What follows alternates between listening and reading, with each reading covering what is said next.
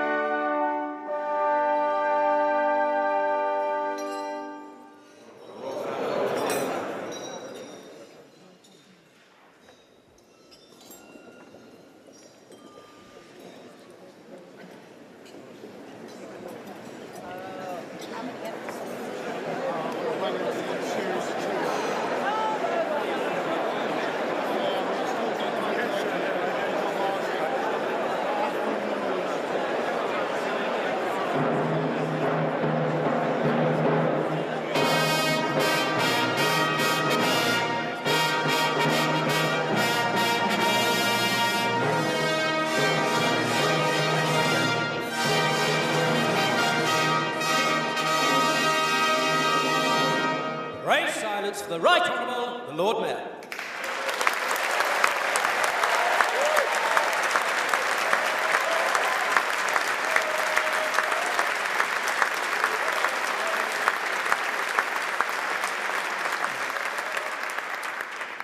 My late Lord Mayor, Your Grace, my Lord Chancellor, Prime Minister, Mr. Speaker, Lord Speaker, Your Excellencies, my Lords, Aldermen, Sheriffs, Chief Commoner, ladies and gentlemen, good evening.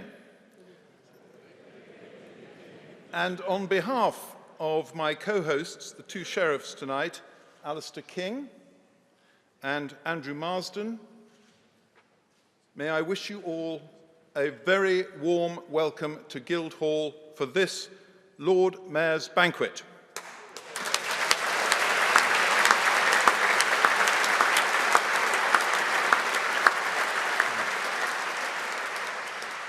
Prime Minister, Your Grace, Lord Chancellor, Chancellor of the Exchequer, thank you so much for being here with us this evening. I am immensely proud to stand here as the 694th Lord Mayor of the City of London. Proud, that is, of the City of London, where I have worked for over 40 years, but deeply humbled as your Lord Mayor. But first, let me pay tribute to the 693rd Lord Mayor, Vincent Keaveney, the first Irish citizen to be Lord Mayor, and I'm delighted to be continuing the trend.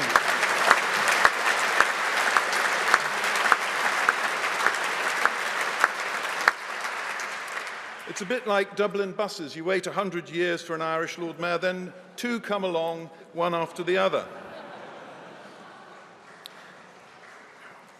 Yours was a truly historic mayoralty, Vincent, with the celebration, our first and probably our last Platinum Jubilee, and then, of course, the death of Her Majesty the Queen, and the accession of His Majesty the King.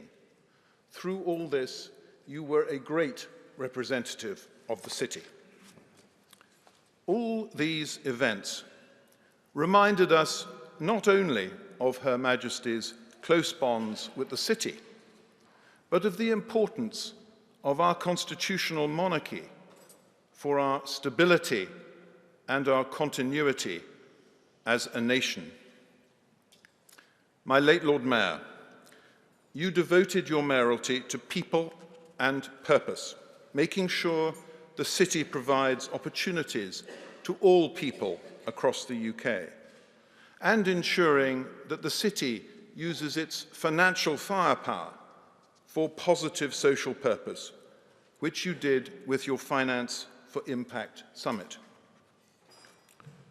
At the local level, both you and Amanda highlighted the scourges of homelessness and hunger in our capital.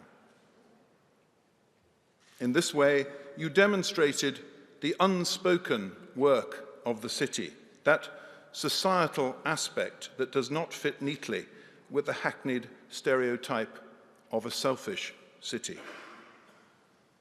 It is something that Felicity and I will also vigorously pursue, promoting not only a resilient and resourceful city, but a responsible city too. Building on the theme of my Lord Mayor's show 2 weeks ago, Children, Charity and Community, which involved a record number of young people from diverse backgrounds, in many cases experiencing the City of London for the first time. As the cost of living crisis looms, we now have to show how our financial purpose can meet society's needs. As William Wright from New Financial puts it, the banking, finance and capital markets industry touches virtually every aspect of millions of people's daily lives. It directs capital into the real economy to help companies raise money, to invest in jobs, innovation, infrastructure, growth and prosperity in every corner of the United Kingdom. The industry helps millions of individuals across the country to save and invest for the future and for their retirement. By investing in these and other assets, they are creating a virtuous circle of investment and growth.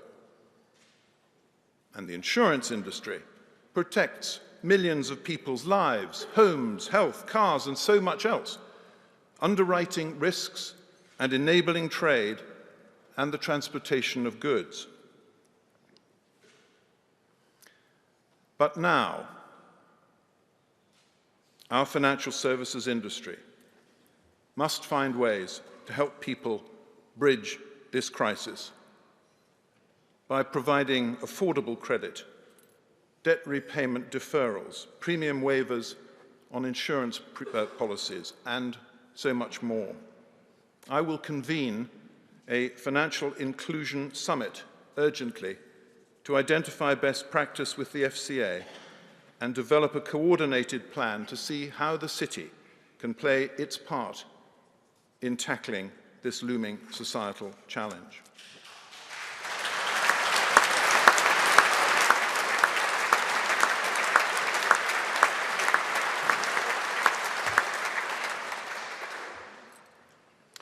At the same time, however, we have to tackle the other great challenge: how we set about financing our future.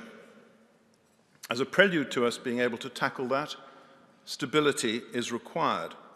And I applaud the way that the Chancellor and the Bank of England moved swiftly to calm gilt markets after the crisis of confidence triggered by the mini-budget in September. Nevertheless, the kindness of strangers that Mark Carney described has its limits.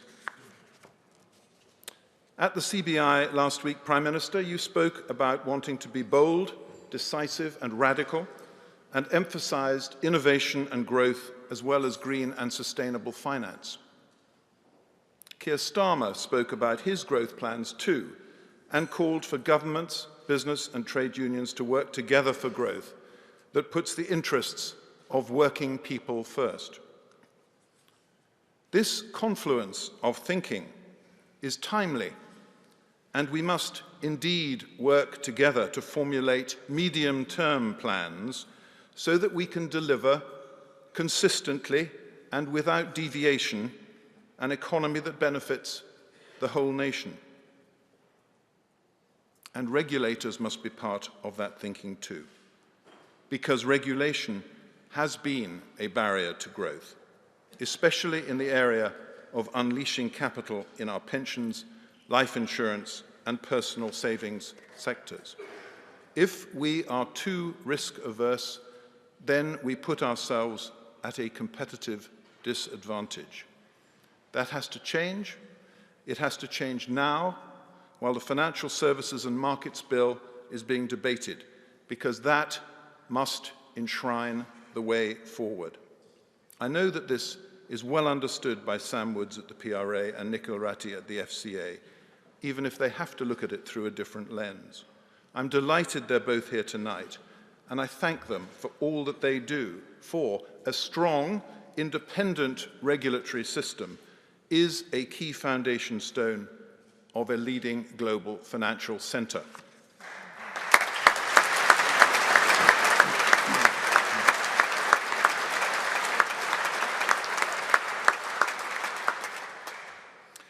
Prime Minister, I was in Northern Ireland with our policy chairman, Chris Hayward, last week, talking to exciting tech and green tech businesses and the British Irish Chamber of Commerce. And I will be in Cardiff later this week. Our islands are bursting with enterprise and creativity.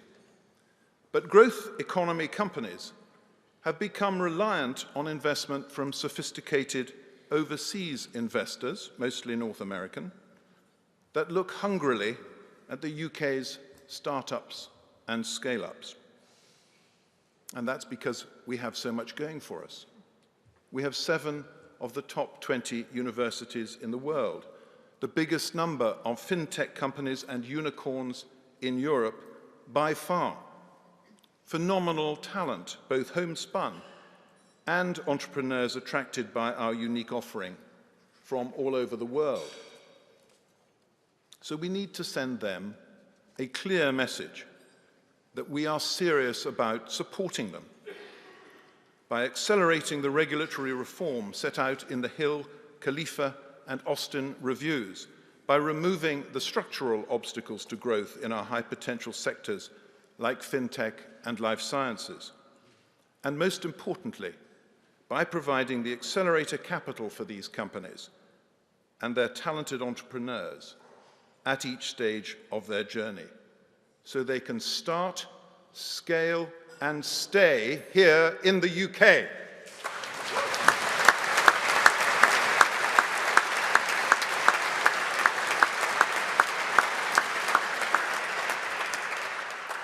Now, the reforms announced to the Solvency II regime are a very welcome step in the right direction and will make the funding of long-dated infrastructure loans by insurance companies easier, and these plans must be successfully implemented. I believe we need a private sector UK growth fund of at least £50 billion to invest in long-term asset classes, in infrastructure, in property and in private equity, supporting the growth economy, green technology and renewables. We have the second largest pension savings pot in the world after the United States, but only 7% of pension assets are invested in these real economy asset classes. That is in contrast to an average of 19% for the economies with the other largest pension pots globally. If that moved from just 7% up to 10%, it would unleash £40 billion. That would be a good start. Prime Minister, COP27 has reminded us all how urgent investment in renewable energy is for all of us. Otherwise, there won't be a future to finance. And that is why the City of London has committed to hosting the Net Zero Delivery Summit next May with the COP Egyptian presidency, with a clear aim of measuring delivery against the promises made with GFANZ at COP26 and looking ahead to COP28. With a private sector UK growth fund into which everyone's defined contribution pension invests a small percentage of their savings that is capable of allocating capital to renewable energy opportunities, we can secure people's long-term environmental and financial health, giving everyone a stake in our future wealth and success, financing our future by helping people finance their own futures. Prime Minister, the City stands ready to play its part. This ecosystem of financial and professional services companies that coexist symbiotically in such a close geographic area, a robust regulatory regime, underpinned by our world-leading legal services, our independent judiciary, and the primacy of the rule of law, is not mirrored anywhere else in the world. That is what makes the City of London such an extraordinary place to do business.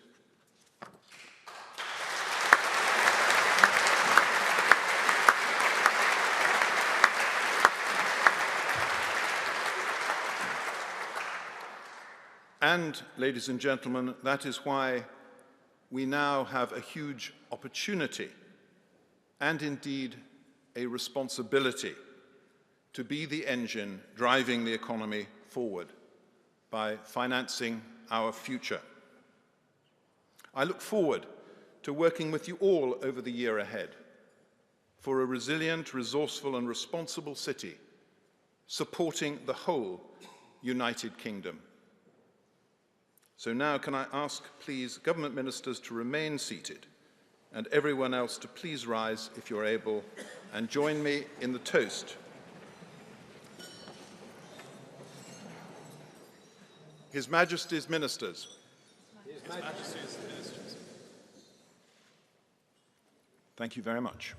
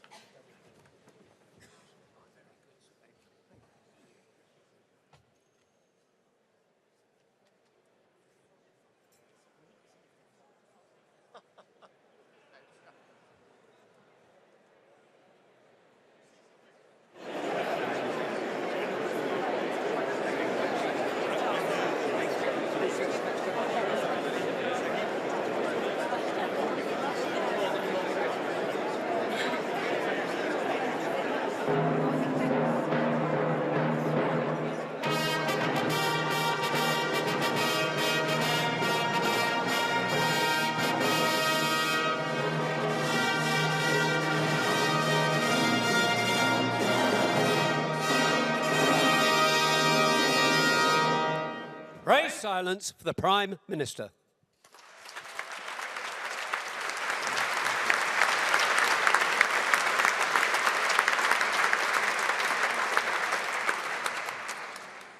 My Lord Mayor, ladies and gentlemen, whether by virtue of history or accident of geography, our country has always looked out to the world.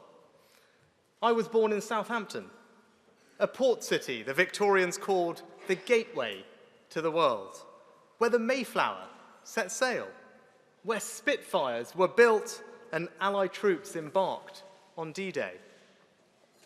And just as we look out to the world, so the world often looks to Britain. Like many others, my grandparents came to the UK via East Africa and the Indian subcontinent and made their lives here.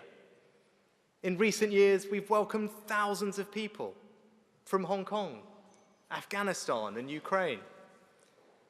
We're a country that stands up for our values, that defends democracy by actions, not just words.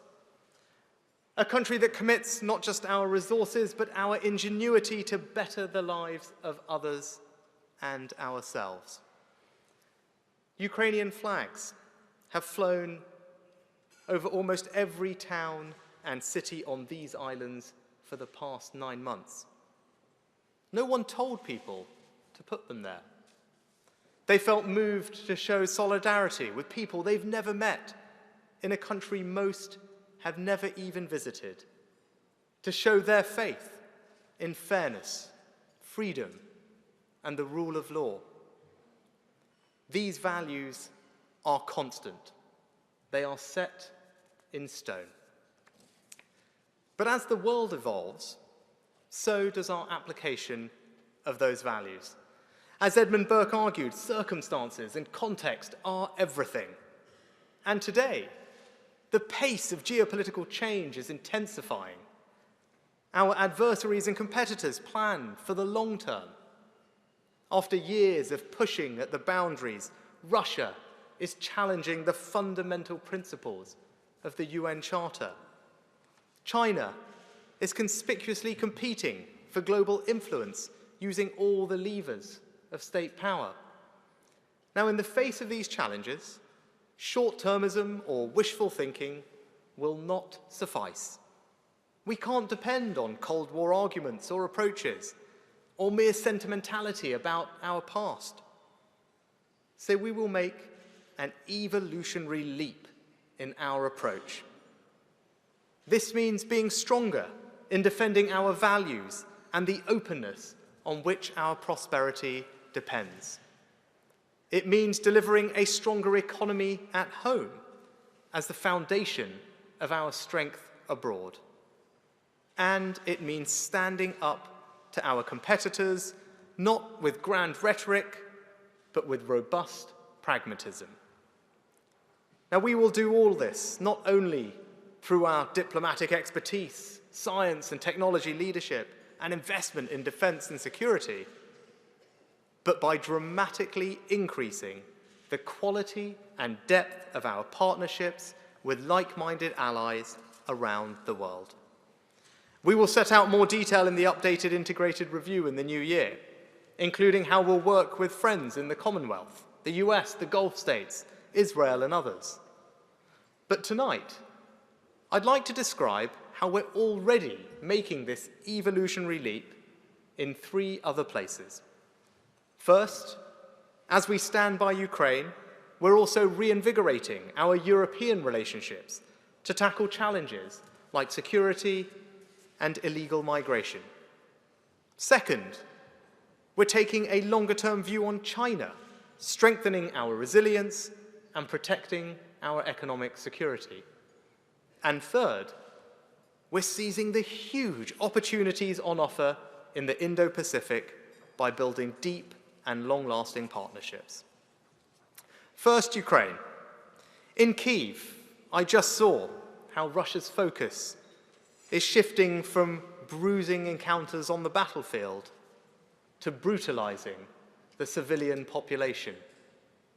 It was written in the scarred buildings and the piles of rubble lining the streets, in the stories of the first responders I met, from liberated Kherson, from the torture chambers to the booby traps left in children's toys. As the world comes together to watch the World Cup, I saw how an explosive device had been hidden inside a child's football, seeking to make it a weapon of war. It defies belief. So be in no doubt we will stand with Ukraine for as long as it takes.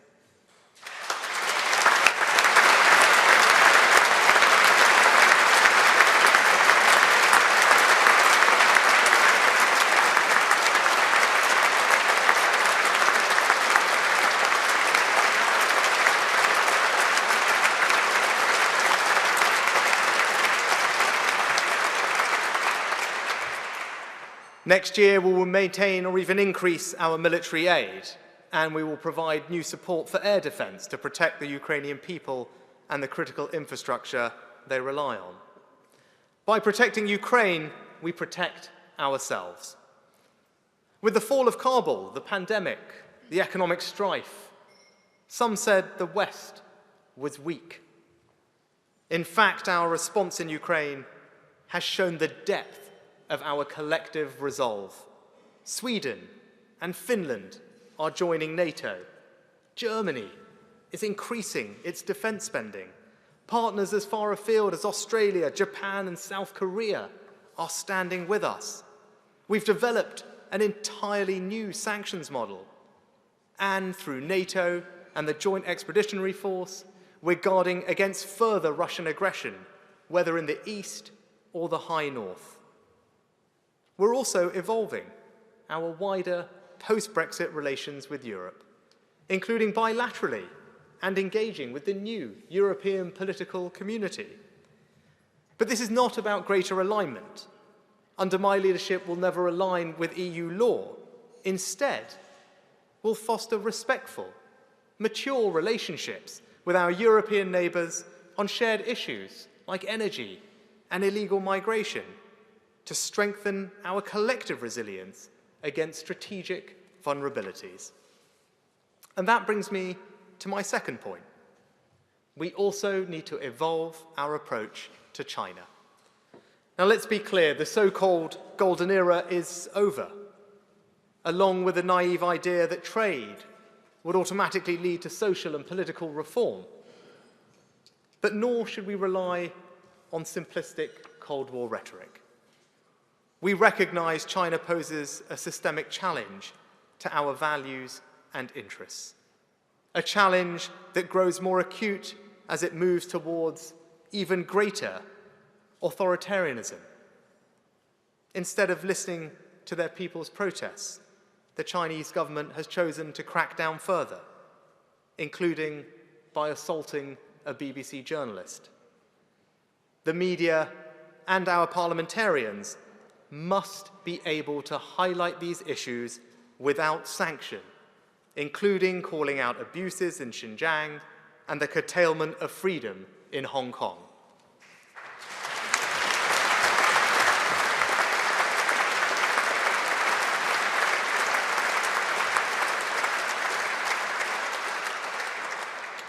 Now, of course, we cannot simply ignore China's significance in world affairs, to global economic stability or issues like climate change. The US, Canada, Australia, Japan, and many others understand this too. So together, we'll manage this sharpening competition, including with diplomacy and engagement. And much of this is about dramatically improving our resilience, particularly our economic security. That's why we created new powers under the National Security and Investment Act. It's why we used them this month to block the sale of Newport wafer fab. It's why we took action on 5G. And it's why we're ending global dependence on authoritarian regimes, starting with Russian gas. Now, we're also acting to deepen our ties in the Indo-Pacific. The third example of where we're evolving our approach. Before I came into politics, like many of you, I invested in businesses around the world, and the opportunity in the Indo-Pacific is compelling. Take Indonesia, which I visited just this month. It's a young, vibrant country, the world's third largest democracy, poised to become a top 5 global economy. By 2050, the Indo-Pacific will deliver over half of global growth, compared with just a quarter from Europe and North America combined. That's why we're joining the Trans-Pacific Trade Deal, the CPTPP, delivering a new FTA with India and pursuing one with Indonesia. But in the Indo-Pacific, economics and security are indivisible. 60% of global trade passes through regional shipping routes, including choke points like the Straits of Malacca. It's in our interests to keep these trade lines open. That's why we joined the 5-power defence arrangements with Australia, Malaysia, New Zealand and Singapore half a century ago. And it's why we're evolving new long-term defence, industrial and technological partnerships like AUKUS with Australia and the US, and the Future Combat Air System with Italy and Japan. By deepening these ties, we'll help protect the arteries and ventricles of the global economy, supporting security and prosperity, both at home in our European neighbourhood and in the Indo-Pacific. My Lord Mayor, as we meet here tonight, the people of Ukraine are hunkered down in freezing temperatures, on the front line of the fight for freedom. In Iran, women are displaying the most humbling and breathtaking courage, refusing to bow to thuggish, theocratic control.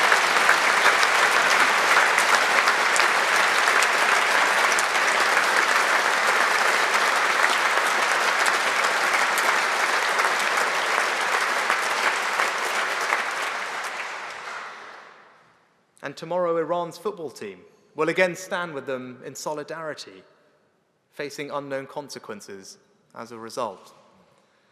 Freedom and openness have always been the most powerful forces for progress, but they have never been achieved by standing still. As Henry Kissinger wrote, during periods of crisis, whether war, technological change, or economic dislocation, management of the status quo may be the riskiest choice of all. Under my leadership, we won't choose the status quo. We will do things differently. We will evolve, anchored always by our enduring belief in freedom, openness, and the rule of law, and confident that in this moment of challenge and competition, our interests will be protected and our values will always prevail. Thank you.